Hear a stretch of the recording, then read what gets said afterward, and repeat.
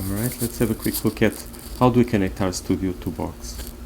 And as always, remember that this is the simplest assembly of the same type of components that are available in the wider web as a combination of data stores, compute nodes that can use client and server-side resources to construct analytical workflows that remain, like the data, under the control of the user. The governance as the basis for these sorts of constructs. Alright, let's focus on RStudio and Box now.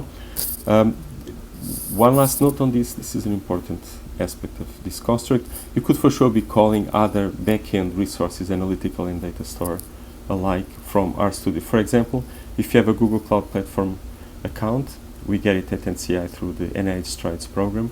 You could for sure from RStudio be calling, say, BigQuery or AutoML directly from RStudio. And you could, again, as you saw in the video about the connection between RStudio and GitHub, you could be calling code that you and your collaborators are developing at GitHub and you want to run them here. And that's exactly what we'll be doing today.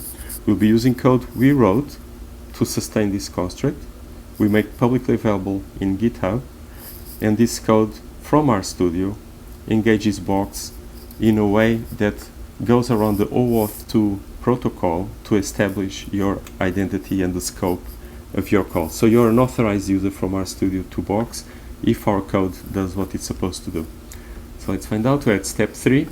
What we're going to do here is inject, if you want, our code directly from RStudio into from GitHub into RStudio. For those that come to these videos from a web stack perspective, this is about doing in RStudio what we do all the time in the web stack with script tag loading. So it's the equivalent of script tag loading in RStudio, using code we maintain at episphere for that purpose. So the code is here, source. This is the script tag loading equivalent in R. Pulling the data from GitHub. Let's go here. The first time you do this, you'll be prompted to go through the OAuth 2 dance in Box to establish that you are who you claim to be. From then on, your refresh token will generate a bearer token. That is the key to go in and out of Box from RStudio in this case. So you see that I was recognized. This dance happened immediately. I had already done this before. My name is here, my NIH email is here. So I went through the single sign-on process that my institution requires me to go to use these Box resources under an NIH account. So an NIH account with Box. Alright, let's look at the environment. You see in the environment, oh, we should have cleaned this. Let's do it again. So loading the code. It is. So right now you only have the episphere functions we wrote for you. We are now going to use one of them to read the file. Episphere read file. And in read file we already have one defined by default. You could put here the code of your own. So here we go. You see the data was loaded in memory, read into memory as an object, and the data frame is not here. Which means we could, for example, do an histogram, maybe exit age, for example, from the study. And there we are. So a range of ages of people exiting this particular study.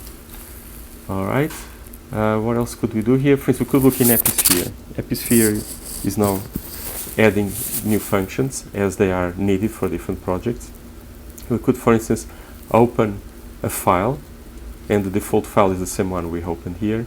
We could open it directly on the web page, backed by Box. And you see here, I was not logged in Box here. This illustrates very nicely the fact that these logging in processes are specific to the environment, and now I have here the data we just plotted. Let's see if there's anything else that would be of notice here. We set some default values. You could, of course, open any URL you want. If you don't define a URL, the default one would be the GitHub README file for this project, and there it is.